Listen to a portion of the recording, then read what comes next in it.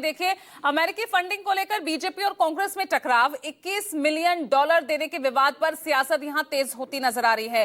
Donald Trump के बयान के बाद अब इस मामले को लेकर लगातार सियासत गर्माती दिख रही है। अमेरिकी फंडिंग को लेकर अब बीजेपी और कांग्रेस आमने सामने आते हुए नजर आ रहे हैं। $21 मिलियन देने के विवाद पर यह सियासत यहां लगातार तेज होती दिख रही है और डोनाल्ड ट्रंप के बयान के बाद से ही लगातार हम देख रहे हैं किस तरह से कांग्रेस यहां पर बीजेपी को घेरती हुई नजर आ रही है।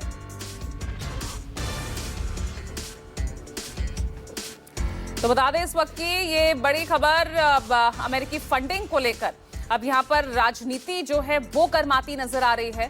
डोनाल्ड ट्रंप के बयान के बाद लगातार यहां पर एक दूसरे पर हमलावर कांग्रेस बीजेपी को घेरते हुए $21 मिलियन का ये पूरा विवाद जिसको लेकर ये सियासत होती नजर आ रही है। तो बड़ी खबर इस वक्त की आपको बता रहे हैं इस मामले को लेकर किस तरह से बीजेपी और कांग्रेस में टकराव देखने को मिल रहा है। और देखिए एक और बड़ी खबर सामने आ रही है। ट्रंप के बयान पर कांग्रेस की मोदी सरकार पर वार। बीजेपी कर रही है मोदी सरकार को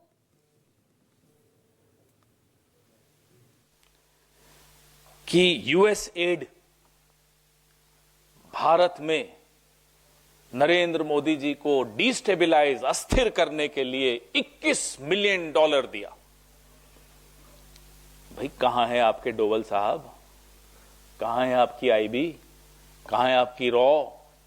ये तो विश्व गुरु हैं, ये तो यूक्रेन से लेकर और पता नहीं कहां पूरे विश्व में जाकर तिकड़मे लगाते हैं।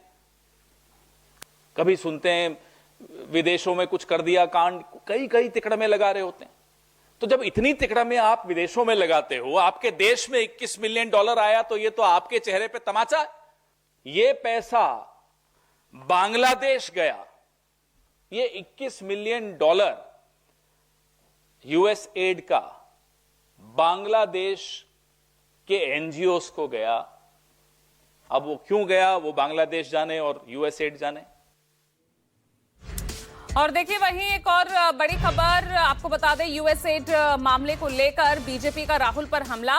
राहुल गांधी का चरित्र भारत विरोधी है, कांग्रेस पार्टी भारत विरोधी है, राहुल गांधी गद्दार हैं, राहुल गांधी देश से गद्दारी कर रहे हैं, विदेशी शक्तियां पीएम के खिलाफ साजिश कर रही हैं। अंदरूनी मामले में विदेशी शक्तियों का यह हस्तक्षेप, कांग्रेस विदेशी ताकतों का सहारा ले रही है। Rahul Gandhi anti India force का हिस्सा है। होती है तो सबसे ज्यादा दर्द किसे होता है? राहुल गांधी को होता है। मैं आपको उदाहरण के साथ बताता हूं। बड़ा प्रश्न उठता है कि जब इन पे कार्रवाई होती है और अभी कार्रवाई चल रही होती है तो इनको कवर फायर देने का काम एक गैर जिम्मेदार, गद्दार, भ्रष्टाचारी, देश विरोधी नेता प्रतिपक्ष राहुल गांधी क्यों करता है? तो विदेशी फंडिंग मामले को लेकर, यूएस एड को लेकर किस तरह से आमने सामने यहां पर आते हुए नजर आ रहे हैं। और सीधे तौर पर यहां पर गौरव, जिस तरह से पवन खेड़ा ने तमाम आरोप लगाए हैं, विदेशी ताकतों का इस्तेमाल यहां पर कांग्रेस कर रही है, ये मामला क्या वाकई गले की फांस बन सकता है बीजेपी के लिए?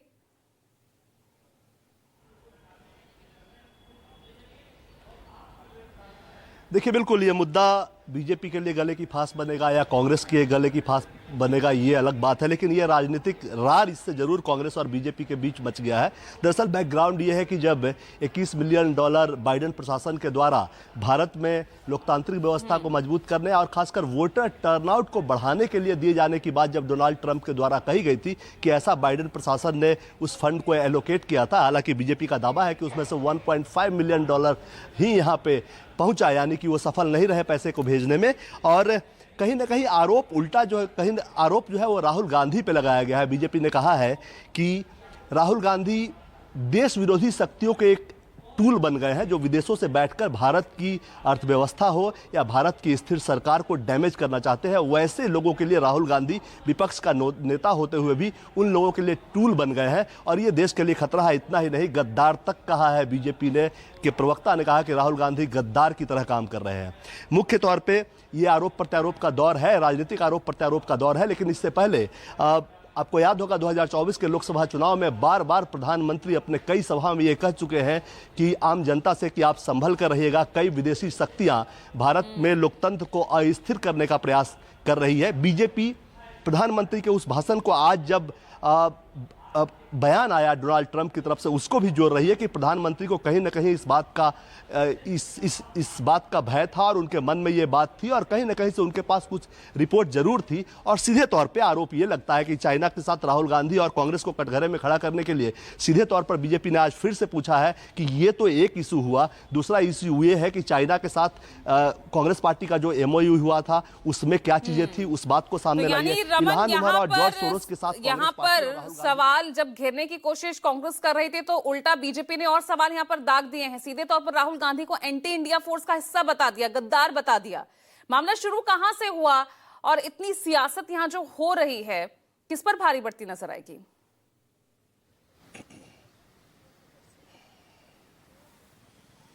देखिए, मामला शुरू हुआ अमेरिका के राष्ट्रपति डोनाल्ड ट्रंप के उस बयान के बाद से, जिसमें उन्होंने कहा कि 21 मिलियन डॉलर की राशि जो है, यानी कि 182 करोड़ की भारतीय रुपए की सहायता राशि रोकने का ऐलान किया गया और कहा कि जो बाइडेन ने नहीं चाहते थे कि नरेंद्र मोदी की सरकार फिर से बने और इसको लेकर ही ये सहायता राशि दी जा रही थी और उस सहायता राशि को रोकने का ऐलान किया।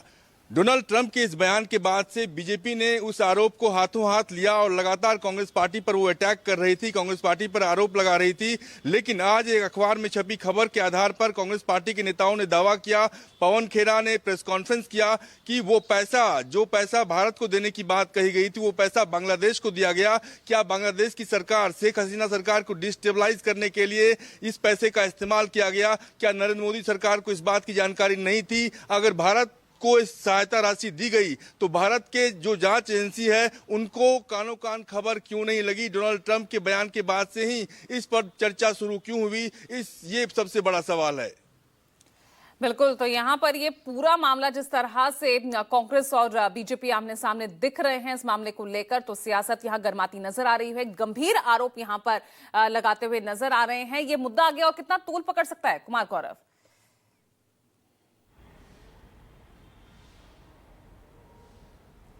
देखिए, बिल्कुल ये एक बड़ा मुद्दा है, इसमें कोई दो राय नहीं है और बीजेपी ने भी इसको हाथों हाथ लिया है। हालांकि एक अखबार के आधार पे आज कांग्रेस पार्टी ने भी प्रेस कॉन्फ्रेंस किया है, लेकिन अभी भी यूएस एडमिनिस्ट्रेशन का जो ट्वीट है उस पर साफ साफ लिखा हुआ है, उसमें बांग्लादेश का नहीं भारत का जिक्र है, जिसके लिए $21 मिलियन रखा गया था। और वो जो ट्वीट है, ट्विटर हैंडल है, एक्स अकाउंट है, उसको कहीं ना कहीं एलन मस्क की टीम ऑपरेट करती है और उसमें अभी भी जो अखबार का दावा है उससे उलट साफ साफ लिखा गया है कि $21 मिलियन भारत के लिए अलॉट किए गए थे। हालांकि आज बीजेपी ने प्रेस कॉन्फ्रेंस में माना कि वो उतने पैसे आने में भेजने में सफल नहीं रहे, सिर्फ $1.5 मिलियन के आसपास पैसे भारत आए और प्रधानमंत्री को इसका अंदेशा था और शायद इसीलिए वो तमाम पैसे रुके होंगे। ये मैं आपको अपनी बात बता रहा हूं क्योंकि बार बार 2024 के चुनाव में प्रधानमंत्री इस ओर इशारा करते थे और जाहिर तौर पे आपको याद होगा इससे पहले जब बजट सत्र का पहला हिस्सा चल रहा था उस दौरान भी निशिकांत दुबे ने इस मुद्दे को उठाया था और कहा था कि भारत विरोधी जितनी भी शक्तियां हैं, भारत विरोधी शक्ति का मतलब क्या हुआ? जो वर्तमान सरकार है अगर उसको डिस्टर्ब करने के लिए पैसा अमेरिका से भेजा जा रहा है तो वो किसके पास भेजा जाएगा? उनका साफ इशारा था कि विपक्ष के लोग जो भारत को जो नरेंद्र मोदी को सत्ता से हटाना चाहते हैं, भारत में जो स्थिर सरकार है उसको डैमेज करना चाहते हैं, अगर उस लिहाज से पैसे आ रहे हैं तो फिर इसका लाभ किसको होगा? बीजेपी को तो होगा नहीं, विपक्ष को ही होगा। तो जाहिर तौर पे ये मुद्दा अभी और आगे चलेगा और इस बीच कई सारे सवाल कांग्रेस के जो पुराने तमाम कई नेताओं के बयान हैं उन सब बयानों को जोड़कर कहीं ना कहीं बीजेपी ये एस्टेब्लिश करने का प्रयास कर रही है कि इससे पहले मणिशंकर अय्यर भी पाकिस्तान जाकर नरेंद्र मोदी के खिलाफ समर्थन पाकिस्तान से मांग चुके हैं। इल्हान उमर और जॉर्ज सोरोस की कंपनियों के साथ विपक्ष के लोग मिले हुए हैं। बीजेपी ये पहले से कहती रही है क्योंकि जब भी एजेंसियों के द्वारा जो रिपोर्ट आती थी, जो कि अब बंद हो गई एजेंसी अमेरिका की रिपोर्ट आती थी, उसको विपक्ष हाथों हाथ लेता था और सदन से ठीक पहले लोकसभा और राज्यसभा संसद का सत्र शुरू होने से पहले तमाम भारत विरोधी रिपोर्ट उस तरह से आता था जिससे कि भारत की इकोनॉमी को डिस्टर्ब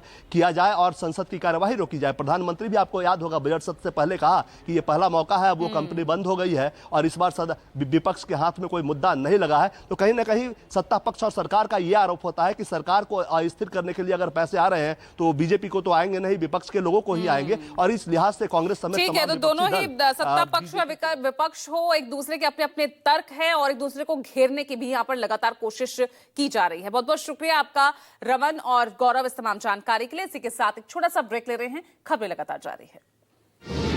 निष्पक्ष मतलब न्यूज